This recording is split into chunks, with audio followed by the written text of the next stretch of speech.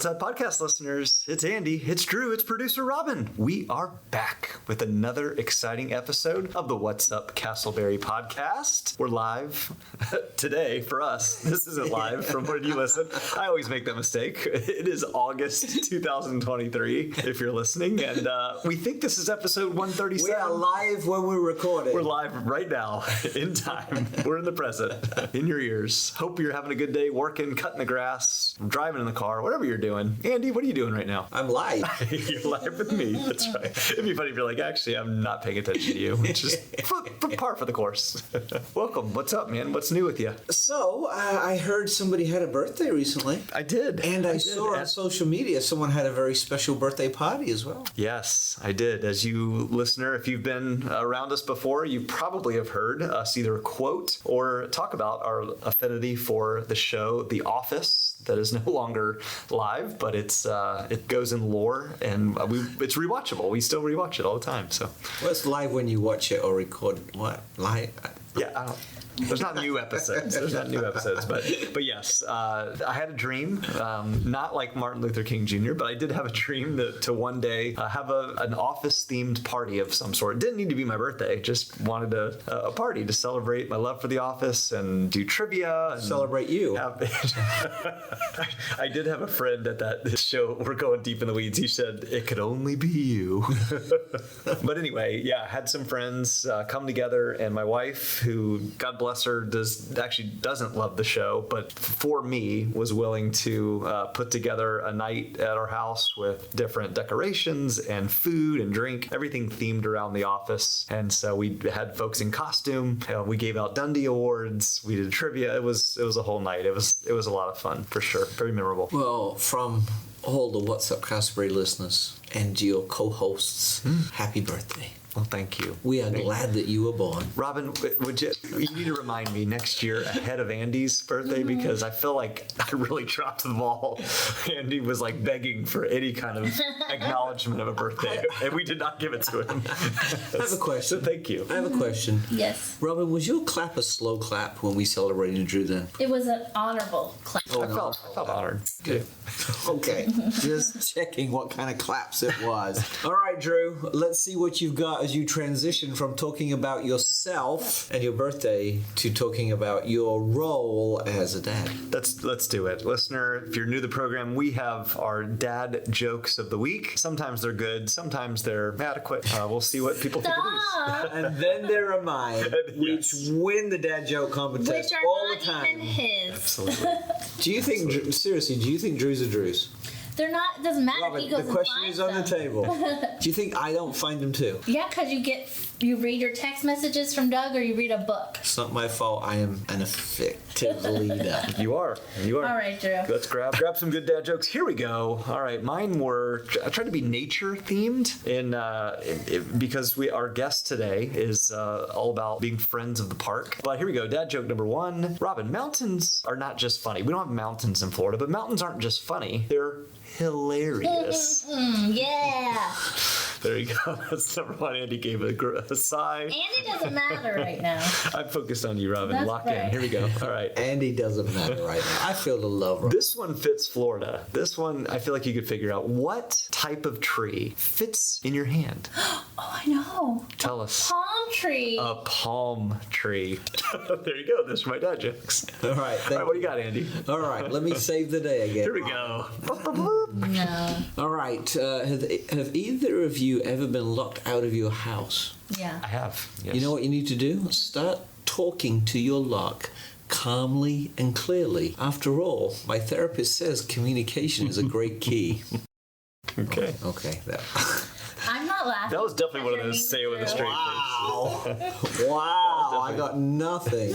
All right. Cricket button. Boom. Setting a base. All right. What's the best way to watch a fly fishing tournament? How? Live stream. Okay, all right. I can't withhold my laughter anymore. Did you hear about the guy who broke the world record for fitting into the largest shoes? It was no small feat. Boom. There you have it. The dad jokes of the week. Very good. All right. A little bit of just Casselberry news and notes. I just wanted to comment on the fact that 436 is booming. There's obviously a lot of traffic. It's a major thoroughfare. Not that kind of boom, but booming with growth, with new construction, new redevelopment projects. We've got at the old Wendy's on 436, closer to Redbug Lake Road, there is a brand new sign for Charlie's, which is, I had to Google what Charlie's was. Charlie's is a cheesesteak place. It's kind of a fast dining, casual fast dining. Charlie's Philly cheesesteaks, which sounds yummy. It's something They different. are really good. Yeah. One in the mall. Oh, okay. Yeah. There's one in the mall. So there you go. That's coming into So next time you go to hang out at the mall with your friends, Drew, you can have a Charlie's. Definitely what I do a lot. Oh, I take my kids there. We walk around. Oh, the Altamont Mall. Yeah, the Altamont Mall. Yeah, sure. The other business that's coming and soon to Casselberry, and there's a lot of discussion on the social media about this place. It's the old IHOP on 436. It's, I think, pronounced Tino's Bakery. I should have probably Googled exactly how to pronounce this before, but yeah, Tino's Bakery. It's a beautiful blue sign. It's Puerto Rican food. It's going to be both a cafe, coffee shop, as well as a deli. Is it really? I thought it was Colombian. No, it's Puerto Rican, and there are a number of locations around the greater Orlando area. I did some research. This Casselberry location is one of two different locations that is opening very, very soon, and so there's a lot of discussion on when exactly this can be opening. I think they're waiting on some permitting on the city's part, but looks like very soon, optimistically, we will have a local little kind of breakfast / lunch eatery place. So I'm excited for both of those, Charlie's as well as Tino's. That's great. I think more food options, the better, right? I was kind of disappointed that IHOP didn't make it. I was hoping it could stand on its own 2 feet. But I could tell when you started that sentence there was going to be a joke there. Oh, there we go. That's good. We also, just super quickly, I'm just finishing up 436 Casselberry report. I did our recent guest, Kayla from We Rock the Kids Gym, Spectrum Gym, right on 436 in the old time Pottery Plaza, kind of behind Popeyes. Did a live report. I've been there twice since we recorded last with our family, and I gotta say, 2 thumbs up. Listener, if you or somebody you love has young children, or even elementary, and maybe even a middle school age child, check out the We Rock the Kids Spectrum Gym. It's great. There's activities for all ages. Kayla and her mother Lori do a great job. They're super friendly. They'll remember your names kind of after your first visit or two. They have packages for multiple visits where you can get discounts, and our family really does have a good time. Jalen loves the zip line, and specifically he likes running underneath other kids that are doing the zip line and like dive bombing underneath, and it's a lot of fun. My. So there you go. And they have a cry room, Andy, just for you. We talked about that on the pod last I time, listened to the last episode, and I thought, yeah, man, book me a session in the cry room. Sounds like a country song, doesn't it? It does. The cry room. All right. Well, there we go. Well, we have much more on this podcast with our very special guest, longtime local legend Colleen Hufford, and we'll get to her right after the break. Are you looking to be part of something bigger? A community that fosters growth, prosperity, and support? Look no further than the Casselberry Chamber of Commerce. Since 2003, we have been dedicated to promoting the prosperity of the greater Casselberry community. But we don't stop there. We are proud supporters of local entrepreneurs, offering scholarships to high school graduates, making donations to food pantries, art programs, local schools, and more. We are not just another division of a larger organization or run by big businesses. In fact, 85% of our membership is comprised of small businesses with 35 employees or fewer. As a member, you'll have access to numerous networking functions and opportunities for personal and professional development, from monthly business luncheon with inspiring speakers to women networking luncheons, ribbon cuttings, and business after hours. We have something for everyone. And check out our annual events, including golf and kickball tournaments and food and wine festival. There's always something exciting happening at the Casselberry Chamber. Join us today and become part of the Casselberry Chamber family. Together, let's make the greater Casselberry community an even better place to live, work, and play. We are here to create value for our members and help your business thrive. Visit CasselberryChamber.com for more information.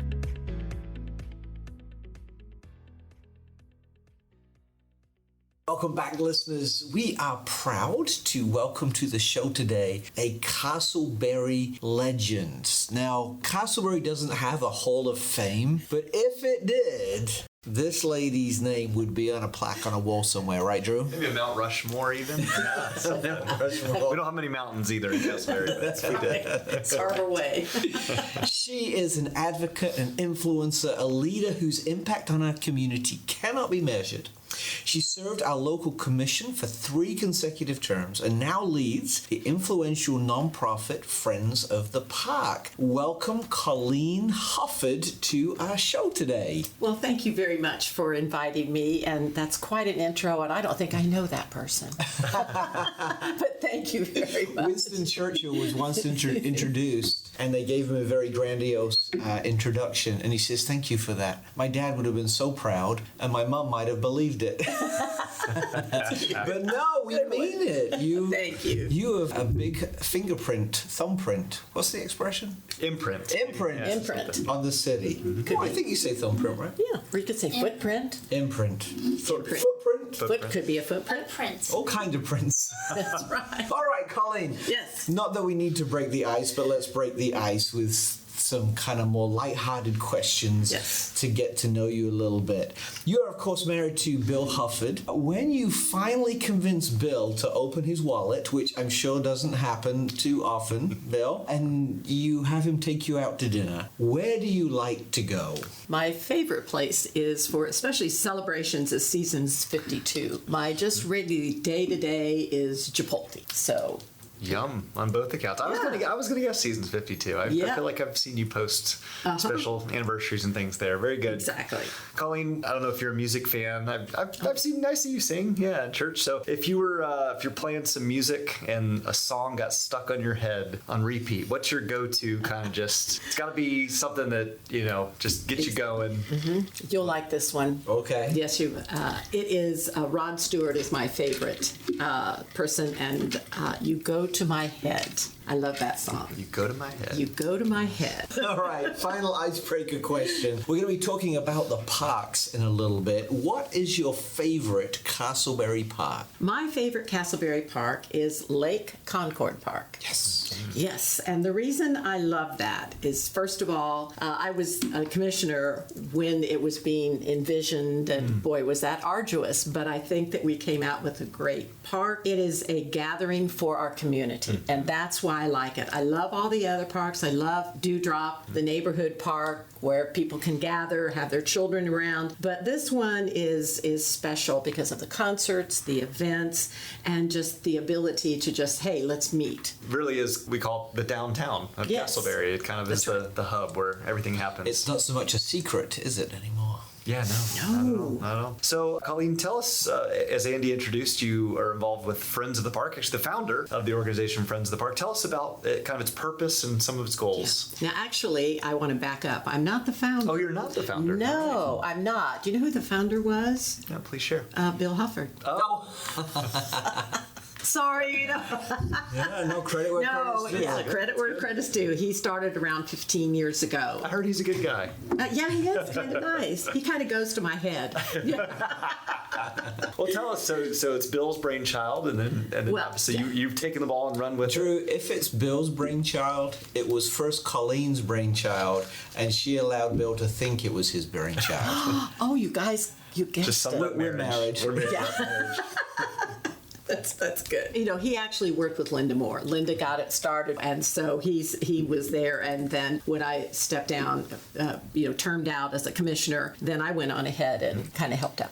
So on the website, it says that Friends of the Park has lots and lots of activities. I was going to read them on the show, but that would have taken our whole 25 minutes. Could you give us just a brief overview of the kind of projects that Friends of the Park facilitates? Okay.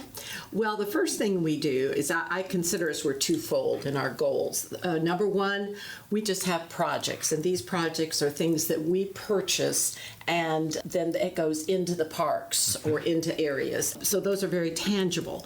So those things would be like utility wraps, box wraps. You've seen the utility boxes that are wrapped in art. That trees, doggy stations. That's the business station. I call it the business station. And we fill those every year, the bags. Okay. So we have to purchase those bags. And we go through a lot. So usually we budget one doggy station a year. We always have money set aside for trees, utility wraps. We do usually one a year. And then we have sculptures that we've been purchasing. And then we also do fundraising.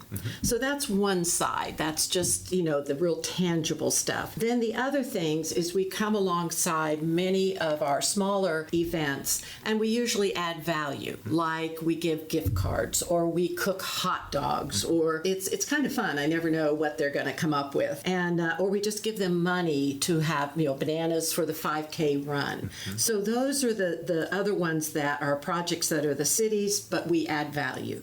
And then we come along with the larger events like Earth Fest. That's really kind of our baby. And the city kind of compliments us then, so it's kind of fun. The roles reverse. We have Illuminart coming up, which I'll talk about later, and Central Florida Top Brewer, which will be next year. We just got that back, and that was a major fundraiser for us. That's Drew's favorite event. I bet. I tell you, it is. It is fun, isn't it? Top drinker award, I think. I know it. So it's been good. So we have the projects and the events. And then we also have, looking the fundraising, because we can't do all this unless we have monies coming in. And that's where we look to corporate sponsors and donation. Gosh, you listed, not even in detail, but a bunch of different projects. Is there one that in particular that really stands out to you, just that's been really specifically meaningful to yourself, the organization, and the city? The one I like that I think is very unusual is that we purchase sculptures. And right now we have 3 sculptures, one that's totally paid for. The other 2, we just hack away at it a year at a time, And what I think that people don't realize is we have the largest sculpture area in Central Florida.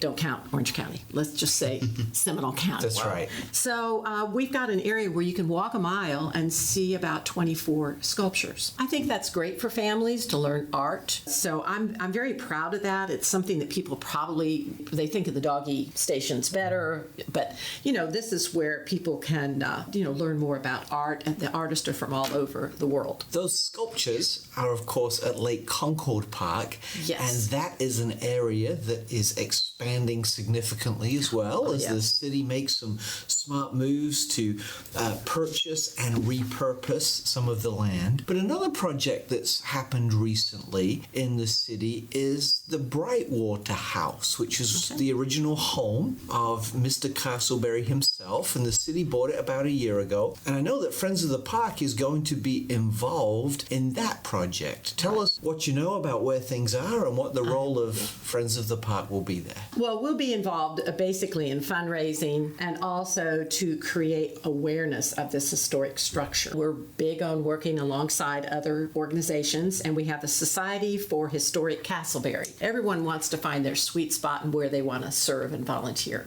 And if historic things interest you, then this would be an area that you might want to, pursue. But we're alongside helping build, because most of us are all on the same page together. Can I just say, I love historic things. I love it when I meet your husband for coffee. Oh, I know it. He is fascinating. A living legend.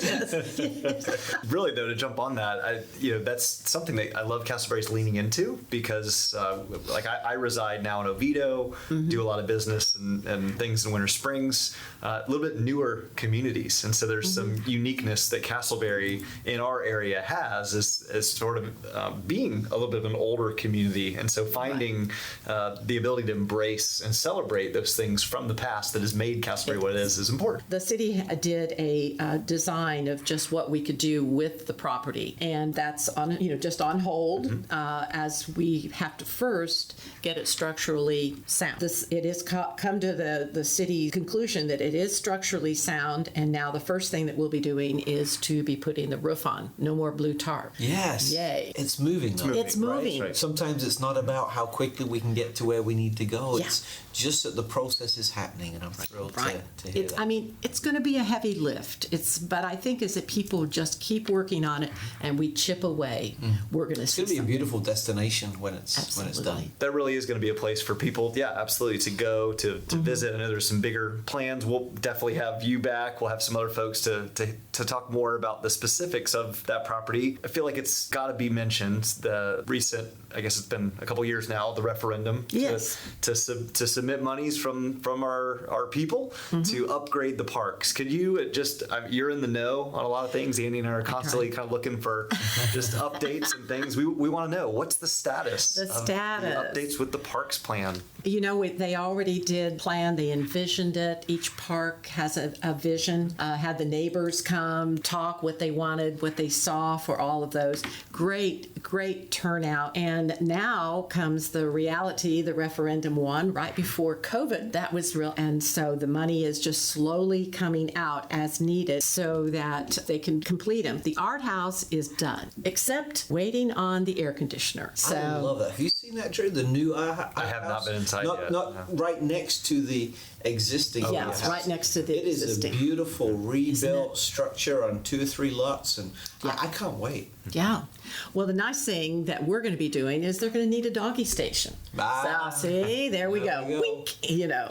And the other thing that's going to happen there is we've lost 2 trees in Lake Concord, one by the art house and one, right where we normally have the music and everything. 2 very large trees came down, and we're going to be putting 4,000 into trees to go in there. So that's, again, where we come alongside. It's a classic example of just doing things as they're doing a project. So Weirs Park is in the design stage. It'll have like the walk-in pools, the splash pad, multi-purpose fields, and parking, all the things they need. That should be approved in October through December. The commission will have to approve it. So Colleen, a walk-in pool is where it just kind of levels down into the water? Right, it levels down. It could be wheelchair accessible.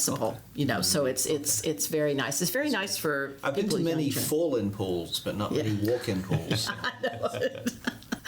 So anyway, Weirs Park then should have beginning construction this next Okay. spring, according to the city manager. I just kind of got the update. And then Wheel Park 1 and 2, that would be east and west, is the designs are being done, and that will be probably following after that. I can't wait. These are such assets to our community. Yes. Colleen, time is ticking. Oh, and there's goodness. still a lot that we want to hear. Okay. So tell us some of the projects that are before you that you're currently working on.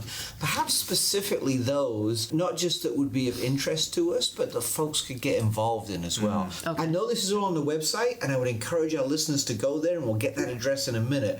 But tell us about some of the projects you're working on. Okay, we're currently working on 2 events, but one this year, and that's called Illuminart, and that's going to be November 3rd, Friday, November 3rd. Is that with the POW artists? The POW artists won't be involved in this. This will be more the sculpture and just the regular artists. Okay. Because what we're looking for, we are looking a call to artists that want to work with lighting.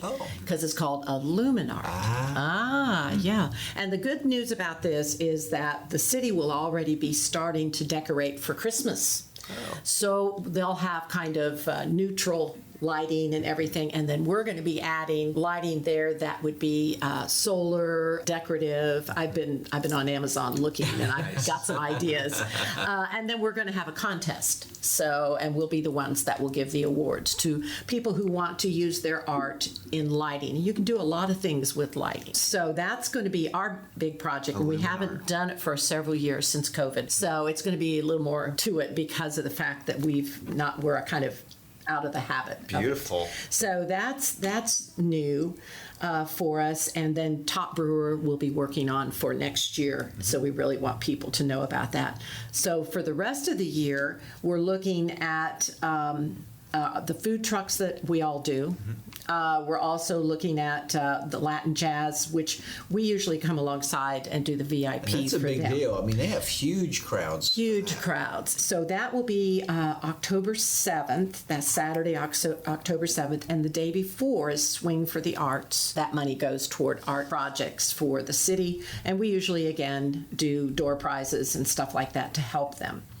And then Illuminart is November 6th. And I do want to comment, I'll put on my Chamber of Commerce hat. November 6th is the Casselberry Food and Wine on Monday. That might be the favorite day of the year. Yeah, I know. It's almost We will Christmas. be talking more about that as we get closer. Exactly, but I did want to comment because that's something that we also help usually with a few things. Well, sounds like a busy fall. We've got quite the list of things ahead. We get ready to wrap up our conversation, Colleen. I got two questions for you. Yes. The second one will be sharing the information about where people can find more about Friends of the Park. But before we get there, you and Bill are really our Casselberry lifers. Andy mentioned at the top the joke about the Hall of Fame, but truly, you eat, sleep, and breathe Casselberry. As we grow, as we change, as we continue to become more and more of what we hope the city ultimately will be, what would be just, in a couple of sentences, just the great hope that you have for our community as a whole? Well, the great hope I have is first of all, keeping a small town feeling in the neighborhoods. Mm-hmm. I think if you could have that vision, then a lot of things can come from that because, everybody sees it different. We have a broad spectrum of finances as far as our we have very wealthy and we have very poor. Yep. So our economic base is very diverse as opposed to some cities. Sure. With that has its challenges, but it also has its opportunities. So I just feel like neighbor to neighbor is a great thing that goes to our community. We also, the city has been very big about walkability and accessiveness to our parks and our trail systems. That brings financial value to each of the homes because you can go outside and get out and be healthy. And the healthy initiative is very big, is one of the components of the city, of what they want to see us be healthy. Planting trees in our city to promote walking and environment, and encouraging creating value in your own neighborhood. And I think that is something that, again, gives that small town feeling. You all get out, you plant plants, you plant a tree, it's the little things. And then also just making sure that we are safe, that we keep a safe community. But I think we have a great community. We're centrally located, which is great for people to get to their jobs. Right, that's great. What a good summation, and it does. It feels a small town feel with everything that you could possibly want in Casselberry. We'll finish up our conversation, Colleen. It is a pleasure, as always, to talk to you. Share about how our listeners can get involved, learn about the different events coming up, etc. Tell us all the social and email and website. The main thing I always want people is to find their sweet spot. Are you a foodie, or you like to drink and go to the wine festivals, or whatever you like to do? We like to be able to people help in those events. So we're always at a booth at the food trucks on Second Friday. So always look for us, and we can give you up to date. Our phone number is 407-695-6069.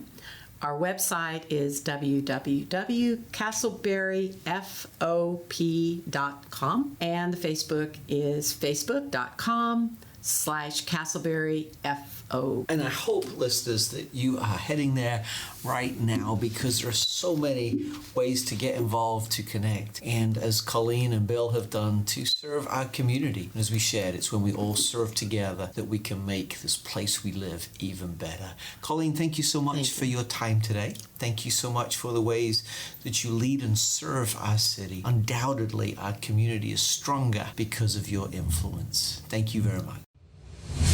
It's always so good to have Colleen with us. She is a wealth of knowledge and a foundational piece of our community. So again, thank you, Colleen. Drew, we're getting ready to wrap up. As we do, would love for you to send us out inspired. What you got? Absolutely. Something I dwelt on regarding our conversation with Colleen was really just opportunities to connect and to serve in the community. And I know that's really where she and Bill started, was just serving, being willing to put yourself out there. And so I feel like this quote applies. This is from a gentleman named Albert Hubbard, and it says, "The greatest mistake you can make is to be continually fearing that you'll make one." The greatest mistake you can make is to be continually fearing that you'll make one. The connection for me is simply, we can look at kind of our life, our involvement, in the community, as citizens in our neighborhood, and kind of just think, you know what? I'm just going to keep to myself. I'm going to do my job. I'm going to go home. I'm going to close the garage door and just be inside. And honestly, for many, putting yourself out there, trying something new, perhaps perhaps serving at an event or participating in an opportunity for the greater good of the city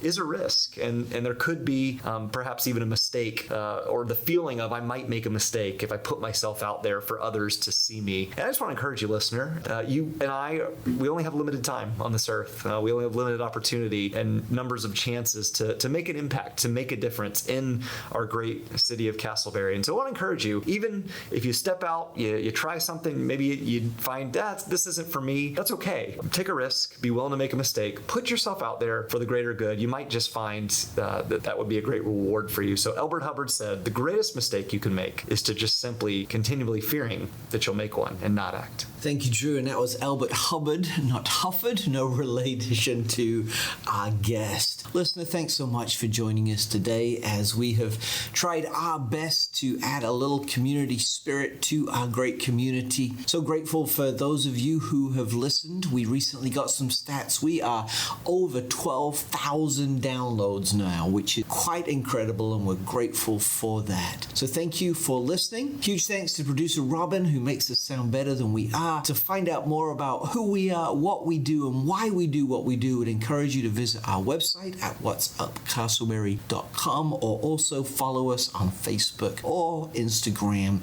at What's Up Casselberry. We'll be back real soon with another episode, but until then, take care and God bless.